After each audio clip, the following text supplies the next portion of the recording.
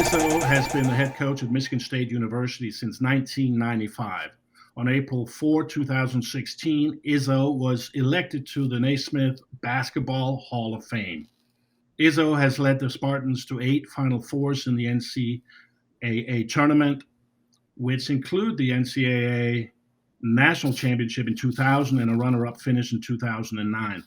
His teams have won 10 Big Ten regular season titles and 6 Big Ten tournament championships in his 26 years at Michigan State.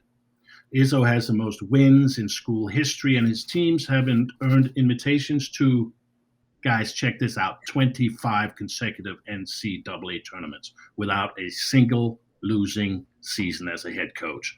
When he decides to go fishing or golfing or whatever he decides to do, he will be considered one of the greatest of all time. And it's my honor to have my friend Tom Izzo on Great Dane Nation today, along with, of course, my co-host Stephanie Odie. Tom, welcome to Great Dane Nation, and thanks for joining us, buddy. Well, thanks for having me. That was too good of an introduction. I wish I could live up to the introduction, but it's great being on with you. Well, you have. I think instead of going fishing, I'm going to come down and drink some wine in your basement. How's that? We've done that before. And it's been legendary, and you're welcome anytime. Speaking of traditions, and I love traditions, I'm sure you do too. My favorite MSU tradition, one of the things we did in the football program was we would walk by Sparty on game day, of course, from Kellogg Center, throw a penny on Sparty, and then everybody, the fans would line up as a gauntlet and let the players go and coaches go. It's wonderful. What's some of your favorite MSU traditions as the head man there in basketball? It's funny. We can't walk because it's 40 below zero here in the winter when we play. So sometimes we'll jump on a snowmobile, go for a ride. But other than that, one of my great traditions, when I looked at NBA jobs, they said, why would you turn the job down? The first time I turned down a job, I said, because I'd miss out on my football weekends. As you know, more than anybody, Morten, I'm a humongous football fan. And my tradition was that when all the tailgating would be going on at 8 in the morning for a 3 o'clock game, I would jog. I ran a couple marathons in my day. I would jog this campus, and I never had more fun than spending all my time stopping off, getting a little burger here, or, a sausage sandwich here, or, whatever I could do back then. And that is a tradition that I've had here forever. And I still sometimes now I'll walk it or take a golf cart around, but I still get around. And on football weekends, it's one of the great traditions that I've had here. Coach, speaking of traditions and football, I am a Buckeye. Like I mentioned, I work in the Big Ten, but here at Vegas Insider, I've been getting a lot of criticism for my Buckeye fandom because when it comes to college hoops, I have always rooted for you and Izzo in March. So, wow. Yes, the Izzone. That is coming from a Columbus native. I got a lot of. They talk about sucking up right away, Stephanie. Jeez. I love it, Stephanie. She even wore a green shirt. Look at that. Yes, I did, and I brought my Izzone shirt. I needed to ask you, amongst the Michigan State greatness, am I a bad Buckeye fan if I root for you and all of college basketball?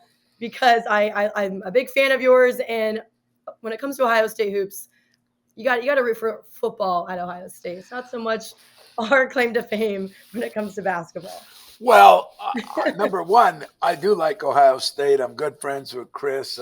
I know Coach Day. I knew Urban Meyer. I am a fan. I growing up, of course, it was the Michigan-Ohio State games with the two famous coaches. So I have some thought there, but what it proves to you is half your brain is working right now. That Michigan State side of that thing is working. We just got to get you a lobotomy for the other half. That's all.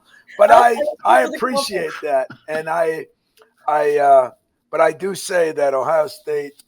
We've had some good wars with them. It's been a good rivalry in basketball because I think I've had respect for those coaches and vice versa. Hey, Tom, Yeah, we were talking about traditions and rivalries, but one of the traditions you've started now at Michigan State is the grind week. So tell me, how was the first grind week, and will this be a recurring tradition? I know this is something near and dear to your heart. And can you explain to our listeners and to Stephanie, who may not know this at Ohio State, what grind week means? Well, again, it's almost a football sort of. It started with Henry Bulla. You remember Henry Bulla? Sure. And Henry did a good job with the alumni in football. And I think we do a poor job. We always ballyhoo the current people. We forget about the Hmm. people that built the place. And I said, Mm. when I came here, you know, I hired a guy named Gus Ganakis who was here for 8 years, then Judd Heathcote, 19 years. So I've been a Hmm. part of that. And Henry Bulla and George Perlis were good friends of mine. Nick Saban and I came at the same time. So I looked at the football tradition of bringing guys back, and I started having reunions every year. Though I don't have them just for the championship, I have them every year. And then with our pros, we built this new part of the building, and we put an alumni locker room on because we have a lot of Yeah. guys that leave early, not a lot, but some, and then they want to come back in the summer, work out. I wanted them to Hmm. have their own place. So we have 14 units down there. Yeah. If a guy comes back, I'd put Morten Anderson's name up there, and we've got a little steam room, and it's nice, and it's for the guys, the fellas, Yeah. to come back. And I think Morten, in the new Hmm. football facility, they're going to copy that and take it. And I think that's one of the Yeah. great things. So Grind Week is getting our pros back. And last year we had like 13, including some guys in Europe. And they all came back, worked out with our guys. We brought trainers in, worked them out because it wasn't legal for us to with our guys there. And they spent Thursday, Friday, Saturday, and they left Sunday. And it was great, man. We had some good times. We had a few events at night, ones that you would be interested in. Morton, Stephanie probably wouldn't be so interested in. But Oh, you don't underestimate Stephanie now. Don't really, all underestimate right, Stephanie. the Buckeye is right with us. That group that And sits behind, you got the Izzo in here. You know what they call them there? The no. nuts. They call them We're the buck nuts. nuts. We're You buck know, nuts. right. So we got all these nuts behind me over there. And so she might have been a nut at one time. I don't know. But I think Grind Week is about making sure our guys come back. It was a little Yeah. weird with COVID. This year, I think Magic will come back, and we'll get some of our former guys, Steve Smith from Atlanta, trying to get Kevin Willis up. We might have to bring you up. Maybe we'll have a field goal contest. Bring you up too. No, I'll kick a basketball from half court into the hoop. I mean, why do we don't need field goals. This is basketball. I'm switching sports. I'm coming back as the halftime entertainment. Yes. I love Midnight it. Madness. Let's go Midnight And Madness. You come flying in, which, by the way, come on. there's been some Midnight Madnesses now. Let's talk. Oh, Let's talk Midnight Madness. oh. Come on, you came flying in on one thing, Stephanie. This is amazing stuff that Coach has been doing over the years. Shot out of So a give me cannon. your favorite. I've done them Oh, all. give me I've yeah, shot out of a cannon. What's your I favorite? was held Let's go down through from the them. roof. That was a Yeah. good one. I rode in Yeah. with my wife on a horse because the Final Four was in Texas. And as I'm stepping onto the court, the guy, the trainer, comes out and grabs the horse. He says, "Oh, we put socks so it wouldn't ruin the floor, but the horse is going to be slippery." Oh, I said, "Hey, get me off this horse," But we had the hippie movement back in your day. We came in with Magic and the short shorts, and I drove in on a Oh. love bug, one of those Yeah. peace Yeah. drug infested Yeah. ones, So I've done that. I've been Hulk Hogan. I make a complete fool ass of myself. I can tell you that right now. Hey, I made a fool of It's myself wonderful. on this show. Morten has made me sing the Spartan fight song when I had lost my voice also. I had to dress up as a leprechaun last week. So I know all about that. Wow. Morten has fun with me, and to my She's extent. Stephanie loses quizzes, and the loser has to dress up in whatever the other person says. And so far, she's over. I'm always going to say that when it's history based, you've been around longer. So that's where being young works against you. There's an insult to your age, Morten. Oh, it's brutal. I don't care. Hey, no, age equals wisdom. Hey, this day and age, you could sue her for that. You know? True. I don't think it works that way. No, it works the other way. Okay. Only the other way. I got you. Yeah, only the other way. Well, speaking of traditions, it has been talked about, especially during the COVID year when the Big Ten football season was canceled twice. They were considering some teams going to other conferences for a season, but the Super Conference has been in discussion. The SEC, powerful in football, not as strong in basketball. So I'd love to hear your side on this, where the Big Ten, the coaches that I've spoken to, Gene Smith, the athletic director at Ohio State, when it comes to the strong traditional programs in the Big Ten, Michigan State, Michigan, Penn State, they strongly value the student athlete, the academics, and the athletics. They don't want to steer away from the Big Ten to its core and go into a super conference. So from your perspective, especially when it comes to tradition and the Big Ten being so powerful in tradition, from the basketball angle, are you for or against the super conference idea? No, I like the Big Ten. Mm-hmm. In fact, I think it's gotten a little too big already. You know, it's almost like it's hard to go. I mean, nothing with Maryland or Rutgers. I love them, but it's hard to, hey, let's go beat Rutgers. You know, I mean, you didn't even know who they were a couple of years ago. You know, it's just different. But there is something about being in those tradition-rich. Mm-hmm. And, you know, we have the second best academic conference in the country next to the Harvards and Yales in that conference. I think we've led the attendance, I know, in basketball for 43 years or something, because we have big arenas and they're always packed. I think when you get away from that, it hurts a little bit, you know. So I do like the traditions. I do like the rivalries. I do like, you know, there's nothing greater than to go in, you know, football. I travel sometimes with the team and to go down to Columbus. I went up to Penn State when it was snowing. You know, there's nothing like that 110 whiteout thing they do there, you know.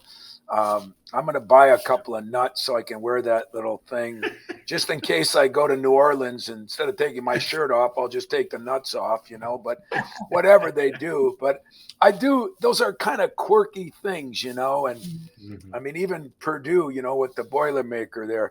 Judd, when Gene Cady was there, Judd used to walk up to the Boilermaker and say, "Hi, Gene, how you doing?" You know, the guy looked just like Gene Cady. So you miss those things.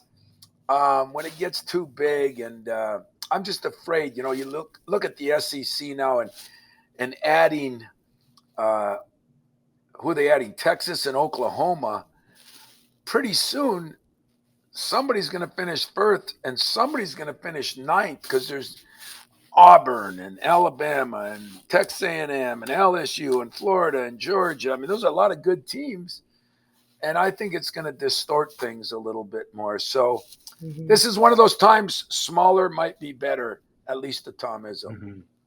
Tom, I like to play What If, and you guys were so good during the COVID season. What if we had played that tournament? How would that have gone? Because MSU was playing some of the best basketball ever before that happened. Well, you know, that was the year that Cassius Winston lost his brother in that tragic suicide the night before our first game. And it took us half a year to get back on track. We were really screwed up. Everybody loved him. He was such a good kid. But as you said, down the stretch, the last month of the year, we were playing the best basketball in years. And we had some good teams with, you know, with Jaren Jackson and Miles Bridges were really good. But this team was kind of like our kind of team. And we were playing our best basketball. We had won the conference. We were going in as the favorite to win the Big Ten. I think we would have been a 2 seed or something. What if? I think about that often, but I understood, you know, that there's nothing anybody could do. We were practicing, getting ready to go, and Michigan was supposed to play Rutgers on the Thursday game. We had to bye till Friday, and we were leaving, and they called us to tell us that the Big Ten tournament was canceled. 4 hours later, they told us the NCAA, and What do you say? What do you do? But there's only so many years a lot of times you're good enough to be good, but good enough to win a championship doesn't happen very often. That was one of those years I thought we had the right team at the right time. The wrong coach, but right team, right time. No, great coach. What did you tell Cassius Winston? Because I felt so bad for him. He's his senior year, gets cut short. Yeah. And, there's no tournament for the guy. How do you console a guy like that that's done so much for the program? I did. As soon as I got a call from our president, I called all the players to meet back at the arena because we had let them go after we canceled the Big Ten tournament, not thinking they'd cancel the NCAA tournament just because of money alone.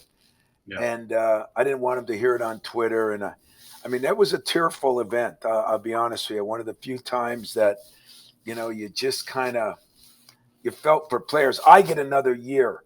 They don't. And that's what was so hard about it, especially all he had been through. And he handled it like the man he is. He handled it like the student he is. He's a great student. But that was a tearful day, guys, that you do think, what if, and what would that have meant to him, and maybe his pro career, maybe, there's so many things, But the biggest one was it would have helped the Tom Izzo retirement fund for sure. Well, speaking of your retirement, I am surprised we have not mentioned this yet. April Fools, Morten and I have not even hosted a show together yet, and he's smirking over there. I already see it. He sends a text to me of an. I got it good, Tom. I got it. You know it's coming. You know it is coming.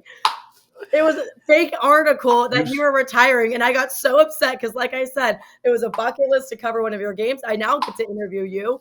But I believed him. He didn't let it simmer yet. But we saw your peers, Coach K, retiring, and you've been at Michigan State for years and years and years. When you see your peers retire this year, do you think about it? And do you have any idea of when it might be? What year would you anticipate that may come? And I might have to believe it at that point. What $1 million question. In all honesty, Stephanie, what happened is, when Roy Williams, but those guys are, Mike's, I think, 8 or 9 years older than I am. So I still got some time.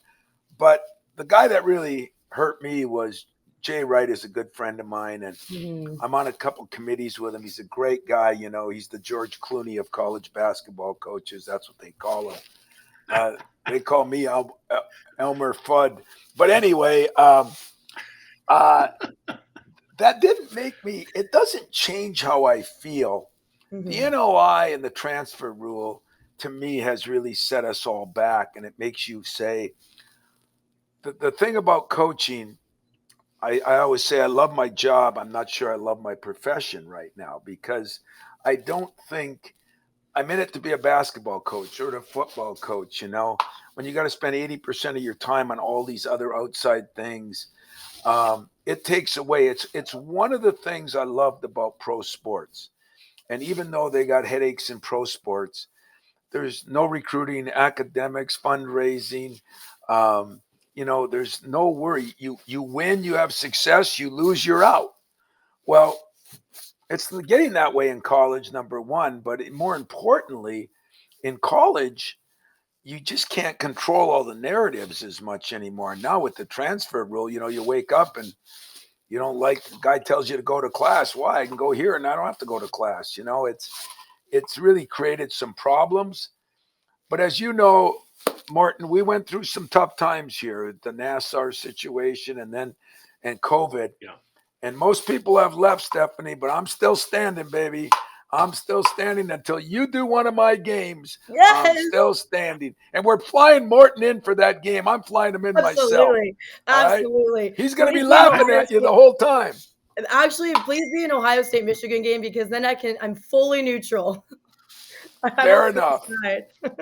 I would think, Tom, that with the NIL, I don't have a problem with the NIL, but I have a problem with the players letting it pacify them. In other words, to your point, if I don't want to go to class, coach, hey, I got $1 million in NIL here.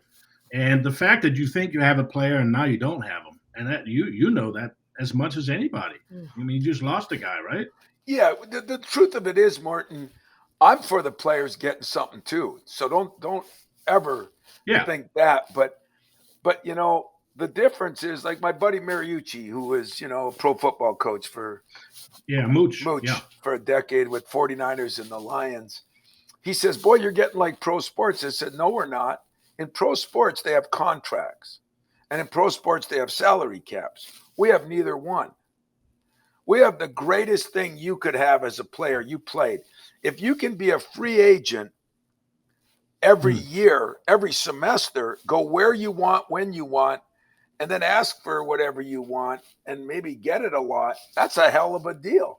The problem is I just don't know if it's going to work sooner or later. I don't see it working. So I'm for players getting something.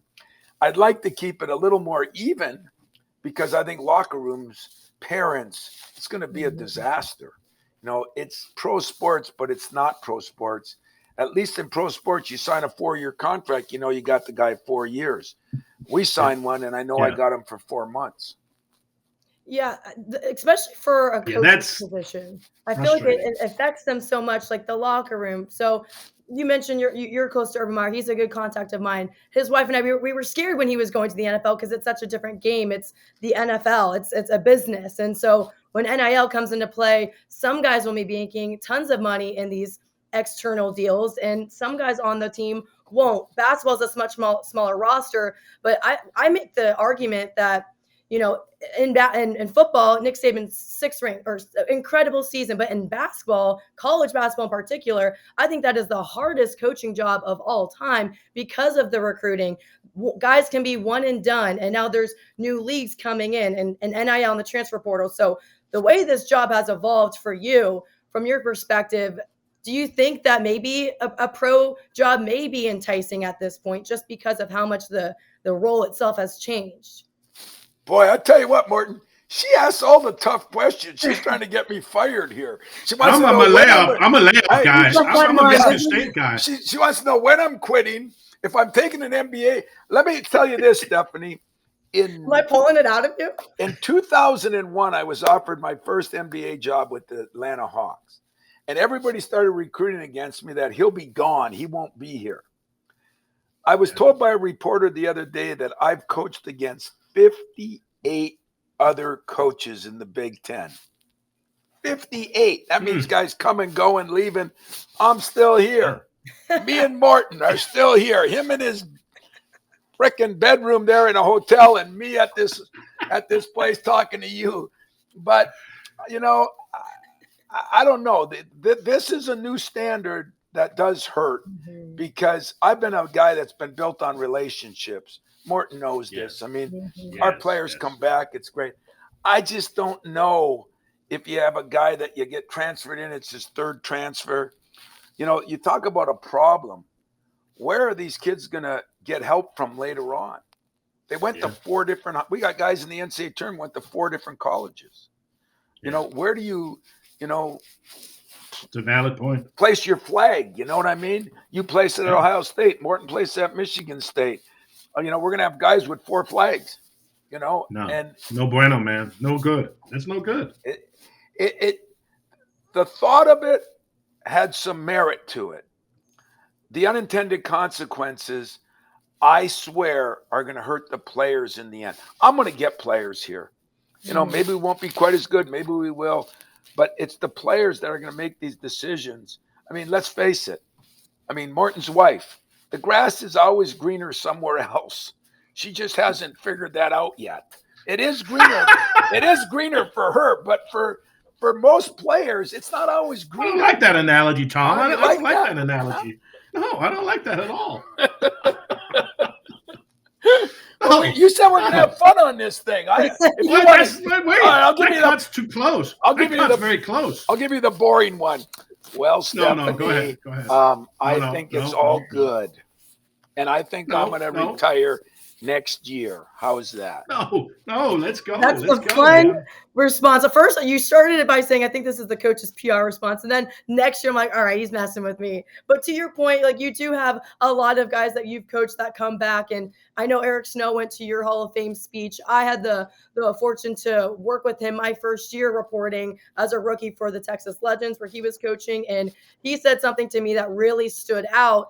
and he defined the G League as the league of opportunity, where you could go overseas and make money, but in the G League you can get moved up. We had 5 guys move up to the Dallas Mavericks, and so I would ask you, I mean, there's some leagues that could be coming in, and I think if you play in the NCAA tournament, that can raise your draft stock incredibly.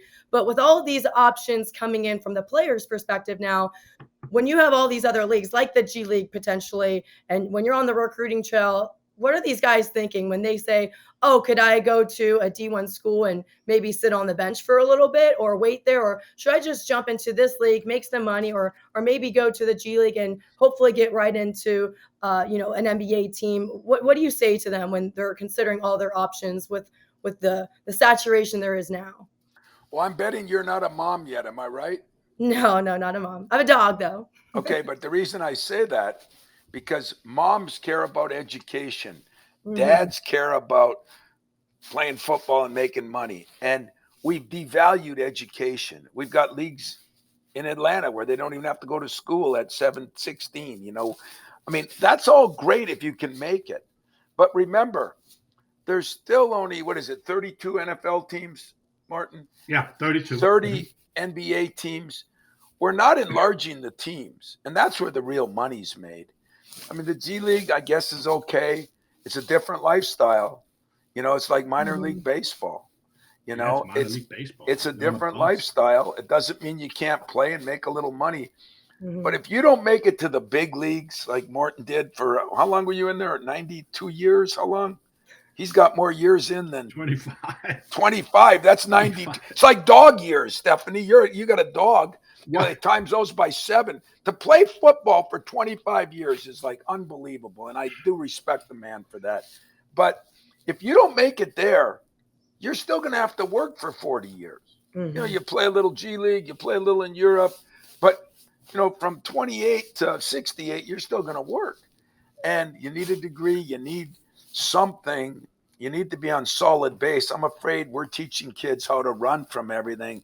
That worries me. Yeah. Tom, playing in the NFL for 25 years is like coaching in the NCAA for 8 years. Think about that. And it probably is, because you had a lot of time off. You kickers just kind of went over, sat there, had a cigarette, drank some wine. Hey, time to That was Tony Fridge. That is true, actually. Morten did like the Choco Tacos at training camp. I did hear that.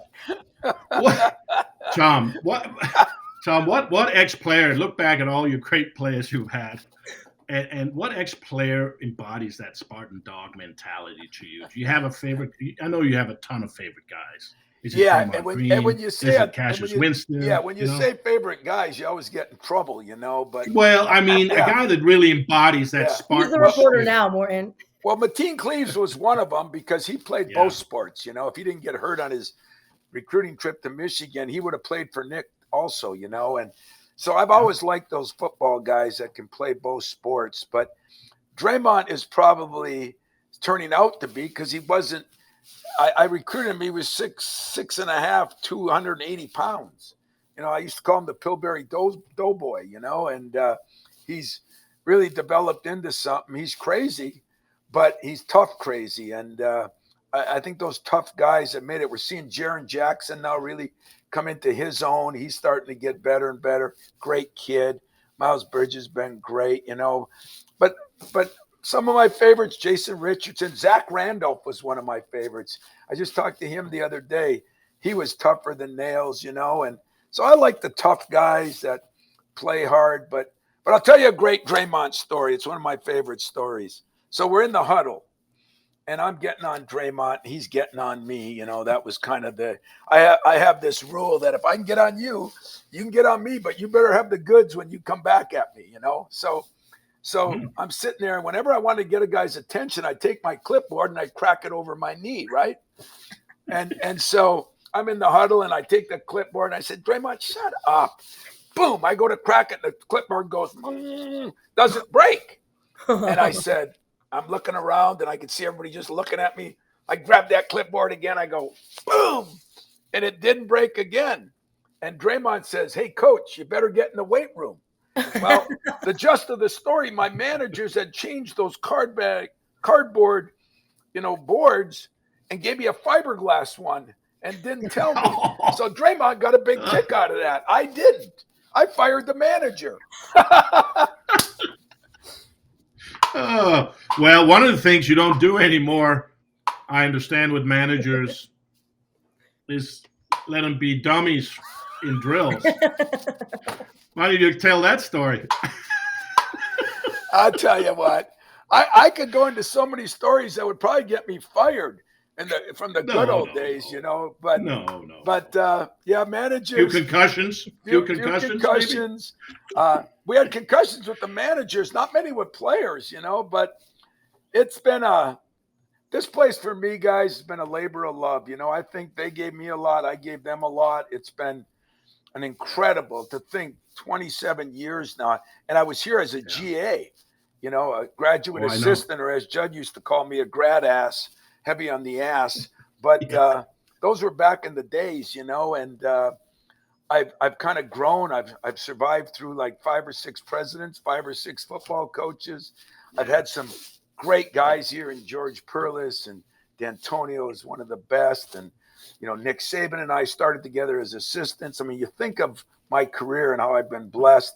And I joke with him, Stephanie, but Morten, I mean, I used to watch him kick. He was one of my favorites. Then one night I'm in his basement drinking wine with him and his wife and a couple guys. It was unbelievable. We loved you. Yeah, it's been I've gotten more than I gave. I promise you that. But it's been a pretty mutual. Now it's whether I can. George Perlis once told me this when he was the AD when I got hired. And he said, the first thing I want to tell you is you will get fired. I said, damn, I didn't even get the job yet. And it was just his theory. And he had this list of coaches from guys, you know, Chuck Noll, the guy from the Miami, you know, all these great coaches, Don Shula, Tom Landry, they all got fired. So he had this list on his board. When Bobby Knight got fired, he added Bobby Knight to his football list, you know, and so I'm thinking of retiring before they get me because I don't want George to be right. Tom, you're a lifer there. You're a lifer at Michigan State, and I think you're going to be able to conjure up your own exit strategy. I have a pretty good feeling about this. Well, I hope you're right, guys, because that's the one thing I do admire about Jay Wright. You know, my favorite guy on that was Al McGuire. You know, he was only like 55, I think, and he won the national championship and walked off and said sayonara, you know. If I could win one, but I'm so dumb, if I could win one, I'd probably say, hey, maybe I win a couple more and catch Krzyzewski, you know, who knows? So I'd probably stay anyway. If retiring from coaching happens, would you ever consider joining us on the airways? I would. Broadcasting. I would. I'd become a media guy, my favorite people. Yes, absolutely. But you know, I think that's one thing that I respect about you, Morten, and other people. There is life after sports. There's life after your job. You got to figure that out, you know, and what is your exit strategy? What are you going to do? I mean, I don't see me working from 7:30 in the morning till 9, 10, 11 at night for 35 years. And then all of a sudden, I mean, my wife would get rid of me in a second. She'd, you know, there wouldn't be room for her and her boyfriend if I was always home. So what do I do? You know, it's a tough job, man. I see you. I tell you, I see you courtside if you want to be there. I see you in the studio if you want to be there. You know what my goal is? My serious goal. I'm mad at Mariucci.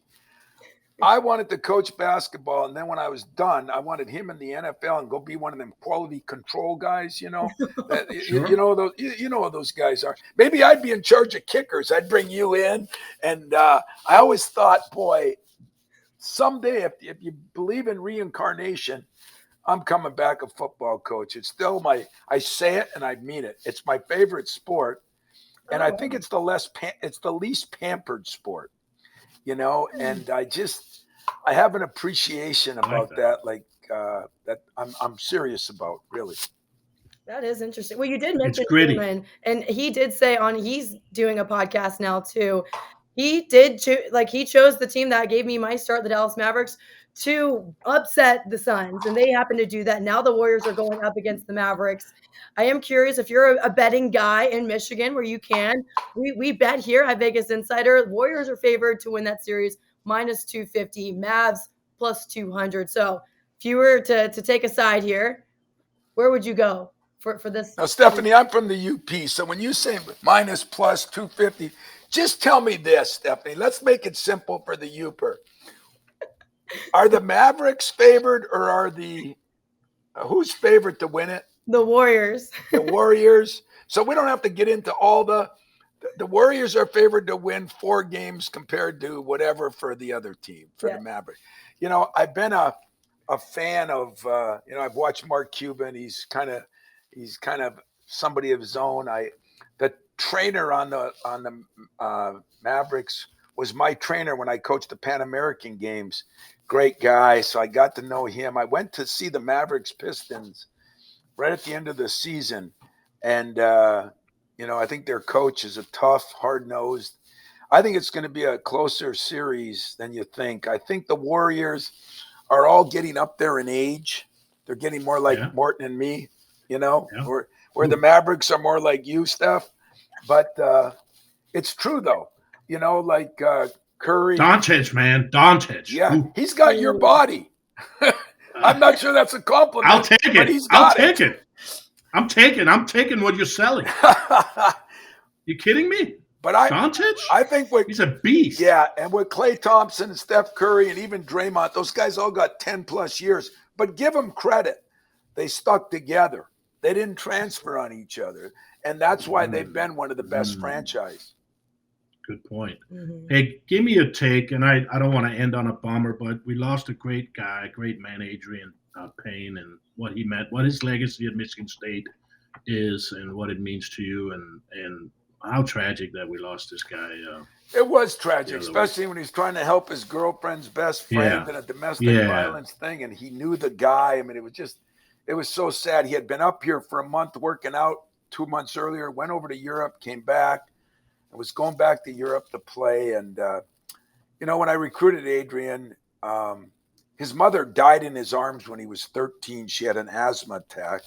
The first year he was here, his grandmother who raised him died, and we took the whole team down for the funeral in Dayton, Ohio. Now I got to take a plane load of people down for his funeral. And terrible. It is terrible. It's there's enough reasons to die. You got wars. You got illnesses, you got accidents, but when there's senseless things that happen, that just drives me crazy, and I don't know. I struggle with it, guys. I hope that he did a lot for the girl, Lacey. You probably heard about that. She had cancer and died. I'll tell you a funny story on a sad note is we're playing in New York against UConn. I think it was in 14 or 13 to go to a Final Four. Then Adreian was a senior. And so we decided we're taking Lacey and her parents. She only had so many weeks to live. So we take Lacey, I think she was a 9 or 10-year-old. We take her with us, and it's the night before the game. And we have the big meeting. It's, you know what it's like in football, same in basketball. You have the film session, last minute things, important time. And Adreian says, Coach, Lacey wants to be in there for the meeting. I said, well, Adreian, this is kind of a special time for the guys, everybody. And Coach, we got to do this. That kind of tells you how Adreian was. And then we did bring her in and her family. She sat there and saw everything we went through, and the players just, Adreian was a 6'10" guy, but he had a big heart, but it was the heart of a 12-year-old. I swear to God, he loved kids. He'd go to the hospital all the time.